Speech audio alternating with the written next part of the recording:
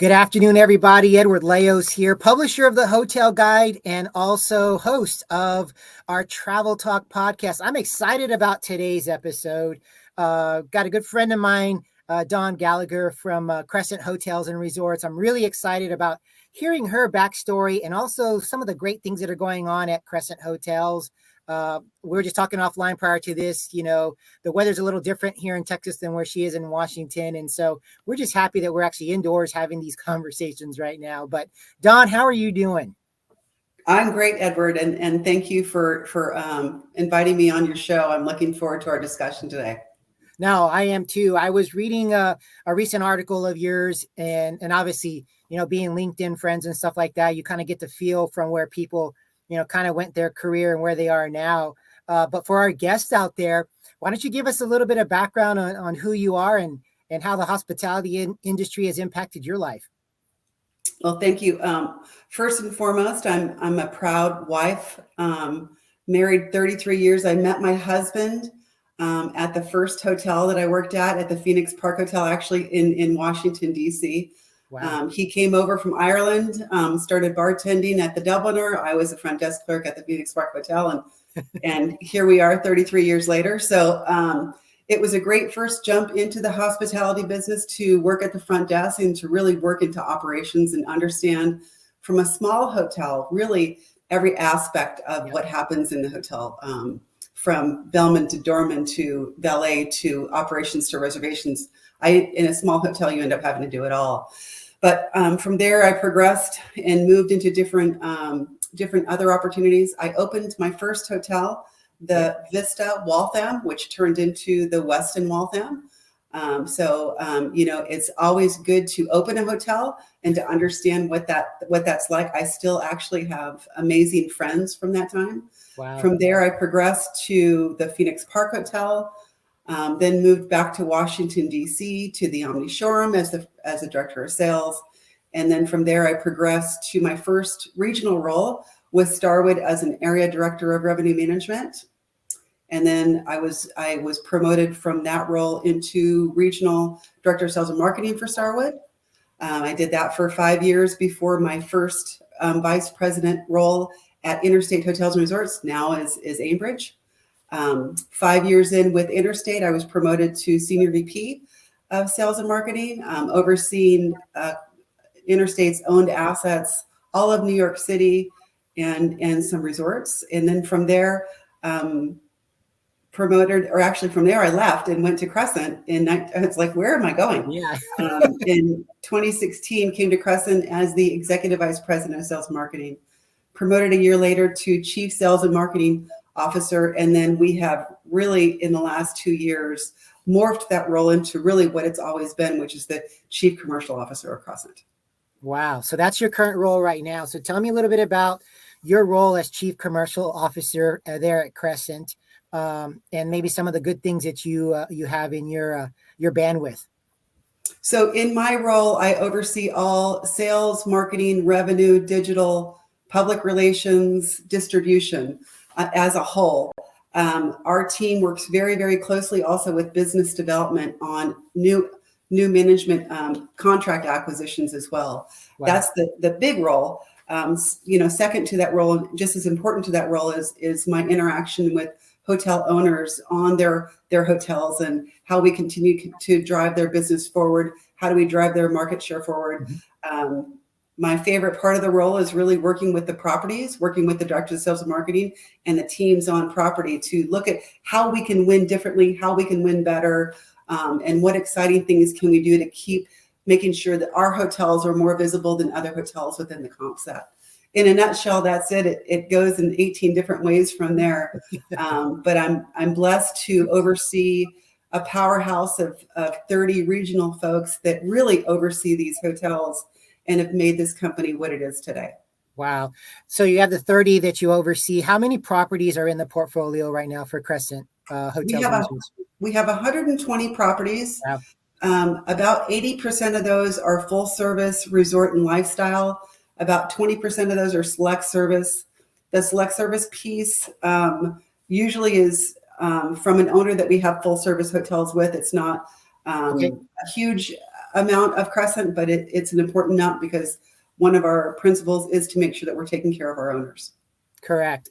So awesome. So you've got some great things going on with Crescent. We were talking a little bit offline about some of the uniqueness of the management, the leadership.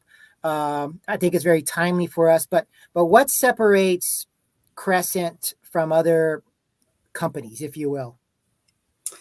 I think Crescent's approach, first and foremost, is very owner-centric. Okay. We want to make sure that we are taking care of the owners through driving success, through commercial operations, finance, and people and culture.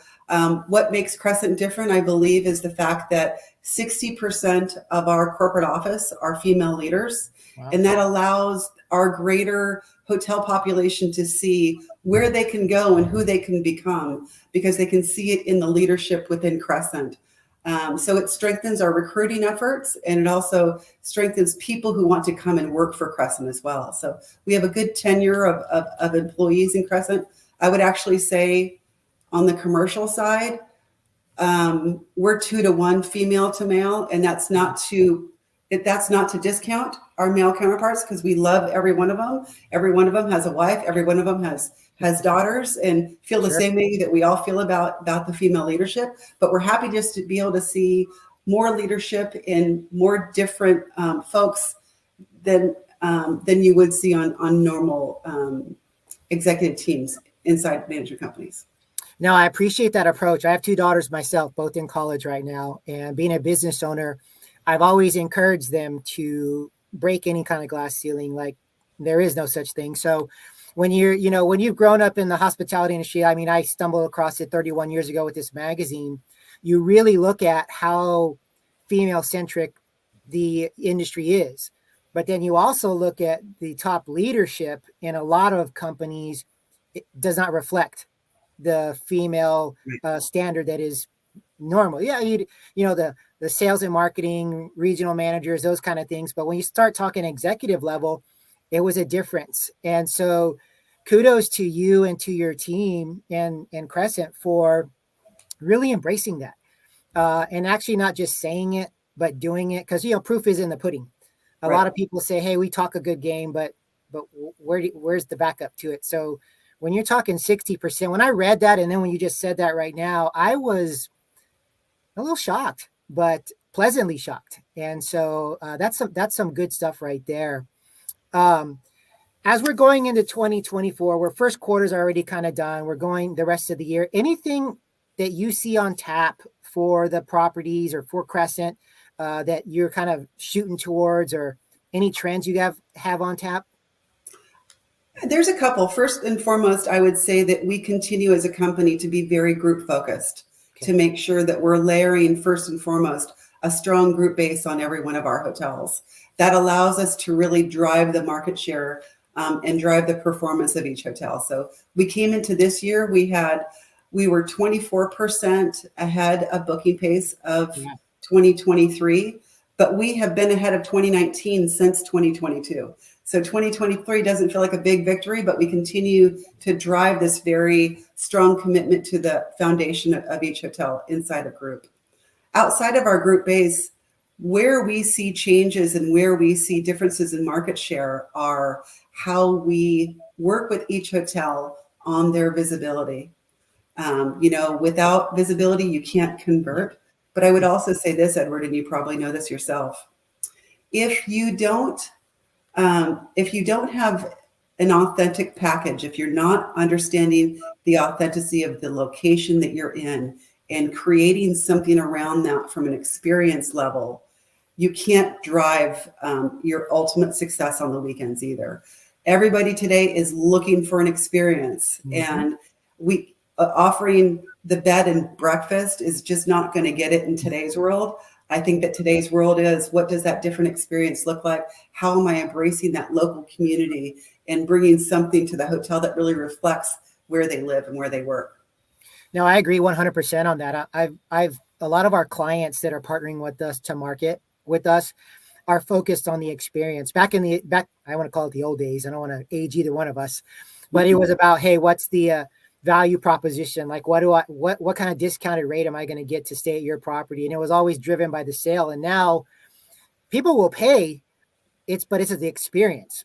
What is my Right. experience that I'm going to get out of it? And I think it's a post-pandemic thing, which probably was a blessing in some levels, because now it's good because a property or a company has to work a little harder. But if you do it right, you get brand advocates that are for life. Right. And now they're talking on social media, they're sharing it, and you couldn't even buy that. I mean, heck, they paid to stay at your place and they're marketing for you. And Right. it's a win-win situation. So I love the concept of what you guys are talking about with the experiences side. Speaking of experience, I'm going to switch gears on you a little bit. I want to talk about some of your favorite places that you've traveled to. What are some of those that you've traveled to? And then I want to ask you, what's on your bucket list? You got any cool bucket list places that you want to go to? So first and foremost, I did marry my Irish sweetheart from Ireland. So we do go there every 2 years. Although I don't really see much of the country, I do seem to sit on my family's couch for 10 days in a row. But aside from that, our recent experiences abroad have been to Italy. We went to Rome, the Vatican. We went to Florence. We went through really the Tuscany Valley and drank the most amazing wine that we've ever experienced in our life, and ended in Venice. That's our most recent great trip. But because my husband's in Ireland, he wants to explore every part of the United States because he loves it so much. Mm-hmm. So we also love hiking and walking, and we want to try to see if we can see every national park to really go and experience what that is. This year, we might have to go to South Dakota, although I'm trying to make sure that it's nice and warm before we head there. I would highly encourage that. Yeah. But outside of that, you do find that you do gravitate to very specific places. And we gravitate, if we're not hiking, we gravitate to beaches. And I grew up in Pacific Grove, California, off the Monterey Bay area. And every time I go back to Carmel and to Monterey and to Carmel Valley, I feel first like I'm home, but you always see things differently when you're in that location. Yep. So, although I want to continue to explore, I'm also a tennis player. Mm-hmm. And so I want to hit the French Open. I want to hit Wimbledon. I want to hit anything that's not in the United States from a tennis perspective, because I love watching it and I love the competitive nature of tennis itself. Now, those are all great ideas. In fact, our editor-in-chief, Jennifer Broom, she's a meteorologist as well, and she's based out of Denver, but she travels a lot.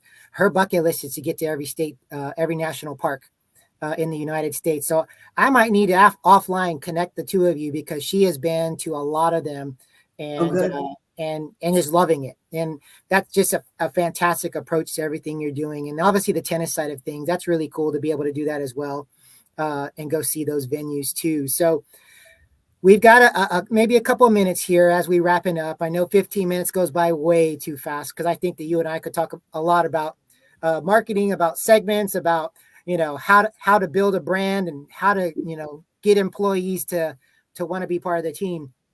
But I have this feeling that this won't be the last time you'll be on our show as well. So that's a good thing for us to talk about as well. But any final thoughts in reference to not only Crescent, things that you're seeing online, and then maybe also how can people find you either personally but also find the best way to connect with the brand? I would say finally on Crescent, we are always in the top 5 management companies worldwide. We never want to be the biggest. We only want to be the best. We are as competitively driven as you can imagine, with the focus on making sure that we have owner satisfaction. Yeah. But we want to weight owner satisfaction evenly with our associate satisfaction, because that really then brings the guest in and brings the guest into the guest experience. So I'm proud to be with Crescent. I'm proud to be with a company that is focused on branching out leaderships and not being in the traditional approach to what their C-level suite may look like. Yep. Finally, our corporate website is crescenthotels.com. And you can find me on LinkedIn, Dawn Gallager. Perfect. Dawn, man, it was a pleasure being able to chat with you. 15 minutes, like I said, is way too fast.